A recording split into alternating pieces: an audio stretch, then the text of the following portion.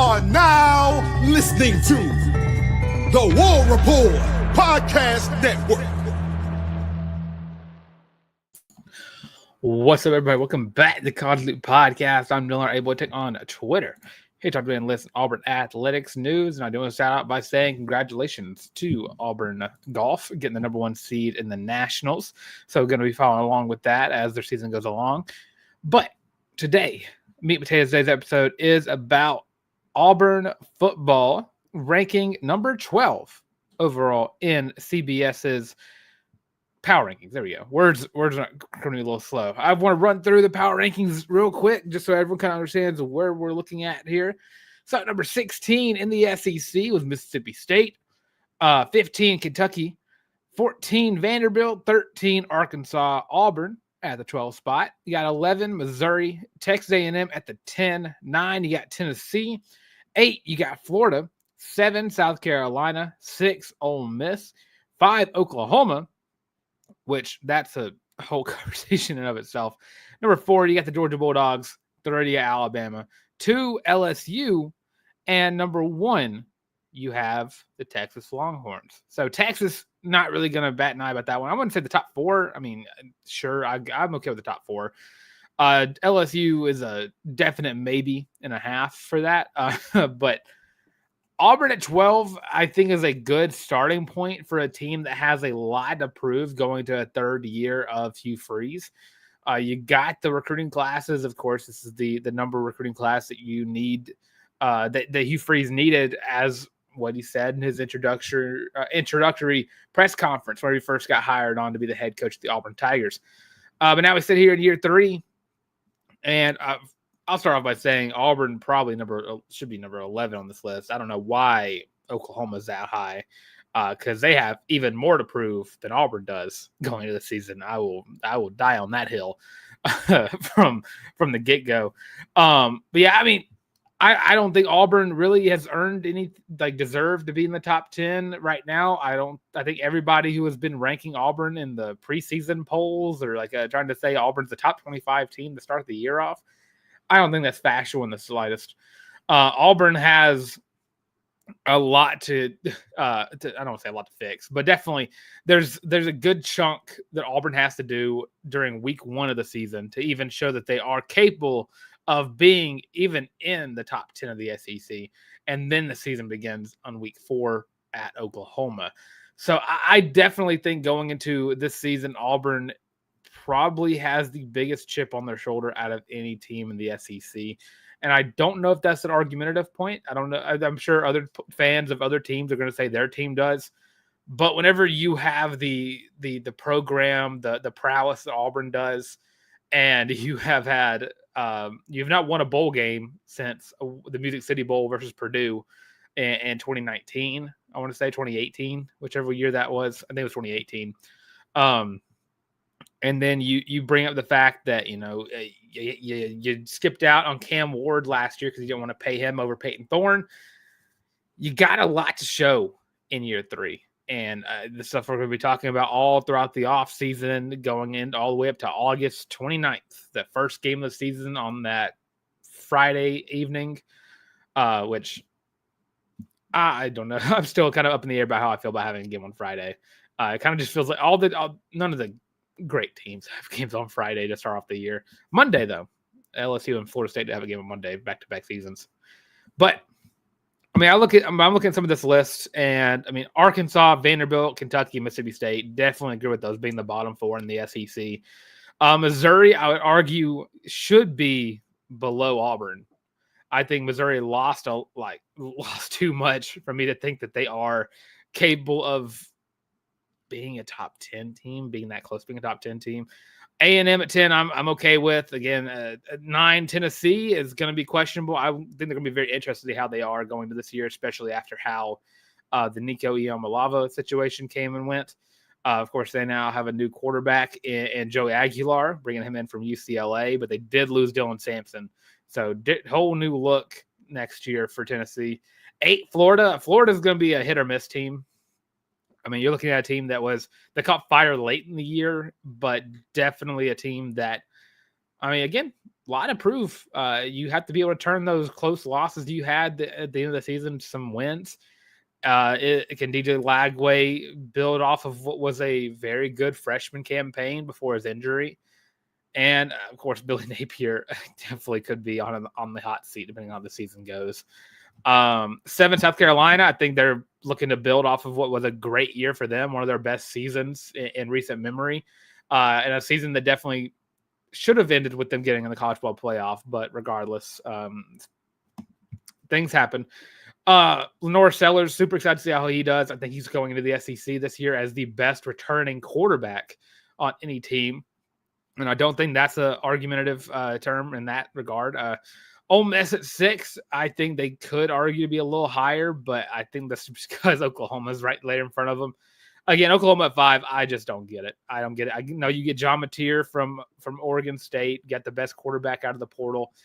You hired a new offensive coordinator, but again, I just don't think your head coach is capable of building a winning program himself. So I definitely think Oklahoma is going to the season overrated, which you're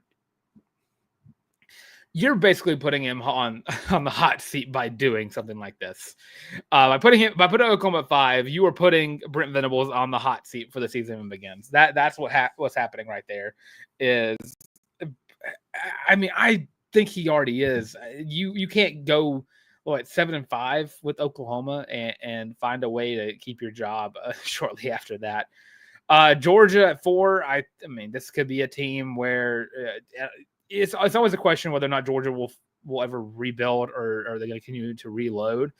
They lost a lot to just the portal, to to the NFL, to the Athens Police Department. They lost a lot of talent over the course of the offseason. But Kirby Smart's the best coach in college football, so definitely think that he's still going to keep Georgia in the thick of it throughout the entirety of that season. Alabama at 3. Again, another team I think could be a little overrated, and that might be a little bit of hatred coming out of me about Alabama, but I just don't know if they have what it takes this year to come back from 9-3 and then improve from that. Because again, last year, I mean, Nick Saban has that roster, that team is in the playoffs, just saying. But Kalen DeBoer going into year 2, I don't know if it is I don't know if it's a playoff appearance for Kalen DeBoer. I think that the SEC is just too competitive. I mean, I'm still of the belief Auburn's going to win the Iron Bowl. I will die on that hill. Whether you think I'm biased or not, I definitely think Auburn will win the Iron Bowl this season. Number 2, LSU. And I think with LSU bringing another top transfer portal class, Brian Kelly has been very good about getting a bunch of talent in from other schools. Garrett Nussmeier has to prove a lot going into this year. A very inconsistent guy. I think a lot of players kind of compared him, or I forgot exactly who did it. It was like an analyst said you're either going to see the best throw you've ever seen in your life or it'll be the worst throw you've ever seen coming out of Garrett Nussmeier. So a lot of proof with him. And then Texas at 1. Texas is going to be ESPN's cover boy for the year because of the Arch Manning going into this year. Of course, guy right now who is looked at as a top 10 NFL draft pick going into next year's draft. So only after one season of fully starting. So it'll be very interesting how that goes out. I mean, the SEC constantly and consistently has the best conference in college football. But with our focus being on Auburn, can Auburn finally turn things around going into year 3? That's going to be the question mark going into the season. Can the offense actually deliver? Can we see quarterbacks getting developed? I think this was a funny statement that I was talking about with my dad about this. We both saw a TikTok where we were like, some guy like predicted or said the best player for every Auburn team throughout the decades. And there was a lot of quarterbacks on the list. And I was like, I don't know what exactly he saw from 2015 to now, to where the quarterback was the best player on the team. The closest thing you got was Jarrett Stidham in 2017, but even then overshadowed by Kerryon Johnson that season. 2018, I think you give the Jarrett Stidham, but the last time a quarterback got developed by an Auburn coach was Nick Marshall. And that was like a stark improvement. There we go. And Peyton Thorne did develop from year 1 to year 2. He did get better, but there were still those Peyton Thorneisms that still happened. And now you go into this year, now you have to take what Oklahoma tried to break and mold it back into what Jackson Arnold could be. And that's a task. That's a major task for any quarterback whisperer going into a key season where your back's against the wall, where, one slip up and people are calling for your job. And I think Hugh Freeze understands that. I think the team knows that. You're bringing back you're bringing in the best wide receiver core in the SEC. You're bringing back what could be the best defense in the SEC. And I think that's a point that could be made. And because this young rotation of DBs just outshined the guys who were returning last season. Kayan Lee and Jay Crawford look to build one of the best quarterback duos in the SEC. You have 2 young safeties and Anquan Fegans and Eric Winters coming in from as true freshmen who are looking to ball out. Rayon Strader from Miami, Ohio, that is. You also have guys like Blake Woodby. There's so much talent on this defense that I'd be remiss to say that this defense would not finish in the top 5 in the conference. That's just how good they are. It's how good DJ Durkin has been in his short time here. We saw that defense become next level. That was a championship defense last year. And the record didn't really suggest it, but I mean, there was a lot of 2019 vibes with how this team played last year because of how good the defense was. The defense gave the offense all the opportunities in the world to win games, but the offense didn't deliver. And I mean, that happened in 2019, but it only happened for like 3-4 games. So you go into a year where you are bringing back a majority of that championship caliber defense. You're bringing back the best defensive player in college football, Keldrick Falk. And now you have to turn an offense around. You lost Jarquez Hunter. You got to go into this year with Damari Alston, who is getting his first chance as the number 1 back. You have Jeremiah Cobb and you have Darrell Robinson right behind him. Alvin Henderson waiting in the shadows for his opportunity. You have all the weapons in the world. And again, I think 12th in the SEC is a fair statement. I think that's a completely fair statement to make about Auburn. They've given you nothing to prove thus far that they are capable of being one of the top teams in the SEC. They haven't done it since, again, 2019. And I mean, I was a sophomore in college during that season. I am now 3 years graduated out of Auburn University. And I have yet to have seen a team go on the field and show out. And of course, that 2021 team, 6-2 record starting off the season with, and then collapsed on itself. And again, it's been a hard watch. And I think every Auburn fan can attest to this. It has been hard to watch Auburn football at times. But I think this season is where you start to see a shift in the right direction.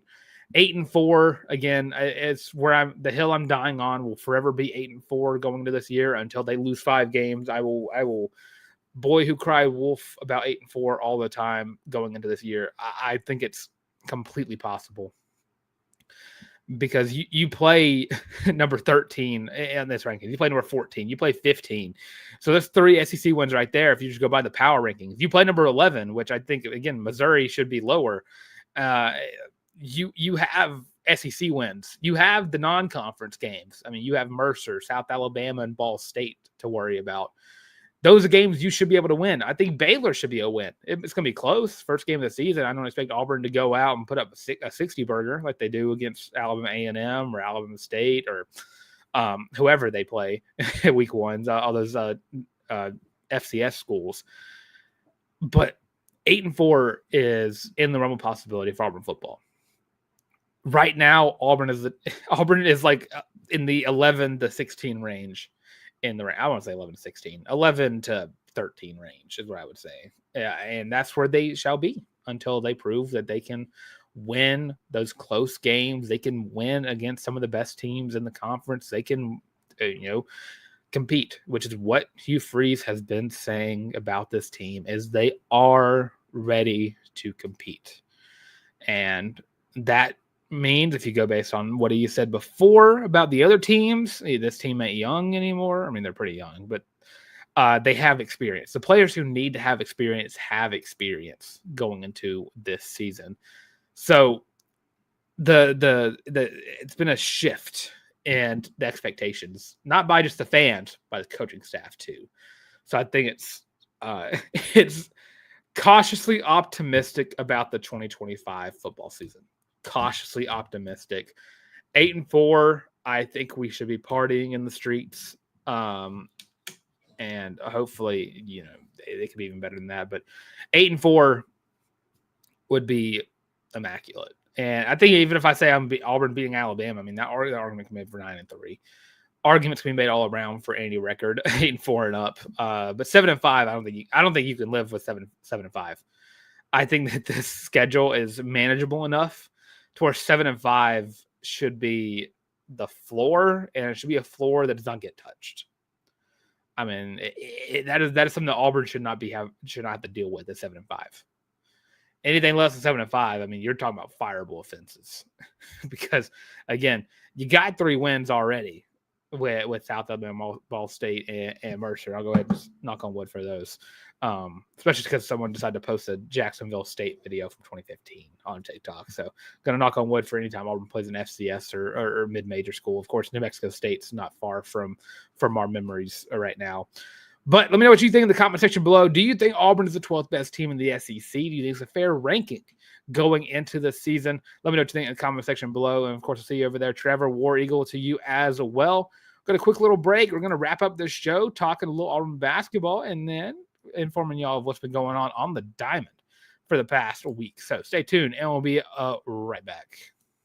Are you tired of having to rummage through just clothes after clothes after clothes looking for something to wear? Are you tired of your friends making fun of you for your terrible fashion sense? Well, do we have the shirt for you? Go to thewarreport.com, get your laptop out and do it right now. Go to the shop and get your very own Feelin' Loopy t-shirt as well as your college loop hat, and you can get both of them for only $25 each. Plus shipping and handling, of course. But with that, now back to your regular scheduled program. Football on thewarreport.com. Go check that out. Second page of the shop is where you'll find the college loop hat as well as the Feelin' Loopy t-shirt. Most comfortable items you'll ever wear in your entire life. Of course, the merch is a great way to support the channel, but it's not the best way to support the channel. The best way to support the channel is by liking the video, by commenting your thoughts on Auburn football, and, of course, by subscribing to the channel. Getting so close to 1,000 subscribers. It'd be super cool to reach that milestone. That milestone we want to reach on YouTube for a long, long time. But as we go on to talking about Auburn basketball, got a couple of tidbits to talk about. I'll go ahead and start off with the old. Chad Baker-Mazara has officially transferred to USC in California. Not USC, South Carolina, USC, Southern California. So, wish him the best of luck moving forward. Again, I was not for the Chad hate. Of course, I don't think it wasn't. I want to say this correctly. It wasn't not warranted. Is that what the right thing? I think there's some people that had I don't want to say it, not right. Let me find a better way to say this. Chad left, and it wasn't in the best fashion to where it didn't make sense for fans to be upset with him. But I think with everything he has done for the team and how that season went, I think it was in his best interest to transfer out. I think Auburn definitely has worked their butt off in the portal to make one of the best portal classes in the country, as well as bringing in a trio of high school dogs as well. So, and something about those transfers. Keyshawn Hall, coming out of UCF, did enter the portal. Or not enter the portal. He entered the portal out of UCF, but also entered the NBA draft and transferred to Auburn while his name was still in the pool for that. But he officially took his name out of the combine and out of the pool to officially focus on Auburn and Auburn alone. But you also got guys like Tahaad Pettiford and Johni Broome who are going to the NBA combine. Of course, Tahaad Pettiford is keeping his NCAA eligibility. Johni Broome doesn't have anything left. Right now, what I've seen from both of them is they're listed as late first rounders to, even just second round in general. Of course, Johni Broome, age comes into the factor there, and maybe some free throw woes as well. Tahaad Pettiford, I still optimistic that Tahaad will be back for Auburn next season. unless he gets told something spectacular. I think Tahaad would do great things at Auburn. I think he could. I mean, even just having 2 seasons, he could be listed as a great from just how his season went this past year. And now the Alabama humidity is coming into my office, so I got to tilt my fan down so I can quit sweating on camera. But yeah, I think Tahaad Pettiford, whatever decision he makes, he's going to be special. And of course with Johni Broome in that as well. In quarterback, I think both these guys could end up just making a team extremely happy. Tahaad with his tenacity and just how quick he is, and his ability to just make plays from wherever. Johni Broome, leadership, consistency, and just being one of the best players in the court, no matter where he's at. I think no team would say no to having them, no matter what. But I think it would just be awesome for Tahaad to come back. I think this team would become that much better with Tahaad on it. And of course, you don't need another guard to come in. So I wish Tahaad and Johni the best of luck at the NBA Combine. Hopefully, Johni gets drafted. I don't want to have to sit through another draft and not watch Auburn player get taken. Tahaad, again, if he wants to stay in the draft, I'll buy his jersey. Also getting invites not to the NBA Combine, but to the NBA G League Elite Camp. So the list of players who were good enough to go to NBA, get interest from NBA teams, but not quite get it right away. Dylan Cardwell getting that invite to the G League Elite Camp. So hopefully getting his shot to show out. Of course, I think Dylan Cardwell, you talk about how Johni Broome was consistent all through his time at Auburn. You had Dylan Cardwell, who had to definitely build himself up. There was a lot of goofball moments from Dylan Cardwell in those first couple of years that he was on the Plains, and you kind of see his emergence. I mean, he was always the Jumbotron man. He was always the hype guy, and he kept that all throughout his years at Auburn, but ultimately became a better player every year, and just an all-time dude in that as well. So wish Dylan Cardwell the best of luck. Hopefully he gets his shot in the NBA as well. It would be super cool to see Auburn just load up guys in the NBA, because it starts to bring some relevancy to that blue blood conversation in a way. So rounding out the show, Diamond Sports, you got Auburn Baseball, who is continuing on with a absolutely immaculate season. 2 more weekends left in Auburn Baseball's regular season for the SEC tournament. What has Auburn Baseball been doing? Well, they, this weekend, took down number 7 Tennessee in Knoxville. Not mistaken, Tennessee is the defending champs, but took them down, and their wins were in dominating fashion. Of course, I've kind of seen complaints about the depth during some weeks. You have some games where Auburn will blow out a team, but then take a loss. But this weekend versus Tennessee was just not that. Auburn just absolutely wiped the floor with them on the first and third game. Building up a lot of momentum. Can't wait to see how their season goes along. Auburn Softball, though, getting 2 8-0 wins over NC State this weekend. Of course, Saturday game got canceled due to weather. And the SEC tournament is on the way for Auburn Softball. Auburn Softball listed as the number 15 seed in the tournament. And we're taking on, which is ironic because I remember saying this whenever the schedule first came out. Excuse me. I said it was odd to not see Auburn play Alabama in the regular season. It was something that I just wasn't expecting. I don't think anybody has ever seen an Auburn schedule and it's like, oh, well, I hope Bama's on here. I think you always are supposed to be playing Alabama, no matter what the sport is. But oddly enough, Auburn was scheduled to play 10th-seeded Alabama in the first round of the SEC tournament, or the SEC championships. It's called 2 things. So I think that's a game Auburn definitely could win. I think Auburn's on a win streak. I think a 3-year win streak versus Alabama. I like their odds too.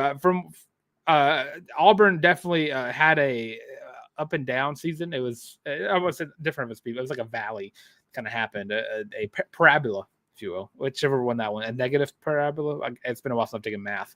But started off the year super strong. You went like 19-1, and even like 22-1 or something crazy like that. It was wild. And then you get to the SEC, and then you just get slapped in the face by the SEC to start the year, and then as it goes along, you just kind of see, the fight come out. and then Kentucky happened. You win that series, and you beat Georgia, and then you play very close against Tennessee. But then you take down South Carolina, you take down NC State, and now you get your chance. You're the lowest seed in the SEC tournament, but I don't think you're a team that teams should bat an eye about, because regardless of it, the latest bracketology right now for Auburn softball is in the regionals. They're still in the regionals. And I guess that's just because of how they've ended the year and how they started it. I mean, the record's still not a terrible record. Right now, they're listed to be in the Tucson region with Arizona. But I think that this season could end up boasting some. I'm not going to say extra championships, but I think if Auburn makes it past that regional round, I think you're really talking about how Auburn's going to look going into next year, because they've built themselves up a lot. Of course, this is a team that weren't expecting too much in year one. The season starting off how it did was what's the word I'm looking for here? It was odd in the good way. It was a pleasant surprise to watch Auburn kind of open up the year and just absolutely just like murk people. But then you realize how good the SEC is, and I guess that was just a reality check. And then they turned things around by taking down a couple ranked teams in a row, and now they still have a chance at the postseason. I think the Malvos have done a great job of rebuilding a roster, reloading a roster, and probably the middle of the season is not something you probably want to like look past. But I think this team definitely has done that. So super stoked to see how their season continues. Of course, I don't want to say one of the hottest teams. Of course, that Tennessee series kind of hurt a little bit getting 3-0, but 4-2, 6-4, 4-1. Not terrible loss, especially number 4 team in the country. I think even Tennessee is like the 3 seed in the SEC. So regardless, but super stoked to see how the Malvos kind of turn Auburn's program back into what it was just a few years ago. Auburn was in the College World Series, just like 2019 as well, or no, earlier that 2016. And they've been to Oklahoma City in the past few years, and they should have every resource to be back there. And if not this year, which I don't think it will be this year, years in the future, a year or two, you should see Auburn there with what the Malvos are building. The foundation is being set in place right now. A rebuilding year, and you still have a chance to go play in an NCAA regional. That's great for a program that definitely needed a breath of fresh air. So super stoked about Malvos. Great hiring choice by the Auburn Athletic Department. I think that you're looking out for a great future for Auburn softball. Just Diamond Sports in general have been having a absolutely crazy season. Auburn baseball, of course, going to probably be hosting a regional. No matter how the season goes with the 2 more weeks, I think they've just kind of established themselves as one of the top teams in the country. And of course, you have Auburn golf, who's absolutely killing it as well. Yeah, they're just having themselves a ball. Number 1 best team in the country, best players in the country. A chance to go back to back, sources are saying. But that being said, I wanted to thank everybody for tuning into this of the College Loop podcast. Of course, we'll spend the remainder of the offseason talking about Auburn football in every single way that we can. Of course, coming up soon is, of course, the preview series. We'll be talking about every game by game, week by week, as the season gets closer and closer to us. And, of course, we'll have that again the weeks of those games, just to have more information about the teams moving forward. But I want to thank everybody for tuning in to the College Loop podcast. Yet again, of course, I'm Dylan Larck, able to take on Twitter. Find me on Instagram as well at Dylan Larck, DYLANLARCK. You can see the visual aids right here. How you spell my name. Of course, that's my Twitter handle right there. And don't forget to check us out right here on the College Loop podcast. Would you like, comment, subscribe, leave your thoughts. Do you think Auburn football deserves to be number 12 in the SEC? Do you think it should be lower? Do you think this should be higher? Let me know what you think in the comment section below. And of course, check us out audio versions of the show as well. Spotify, Google Podcasts, and Amazon Music. Social media is Twitter, TikTok, Facebook, Instagram, the works. All is the College Loop. Of course, right here on YouTube as well. Subscribe to the channel. Gifts for 1,000 subscribers. But I want to thank everybody for tuning in. And as always, War Eagle.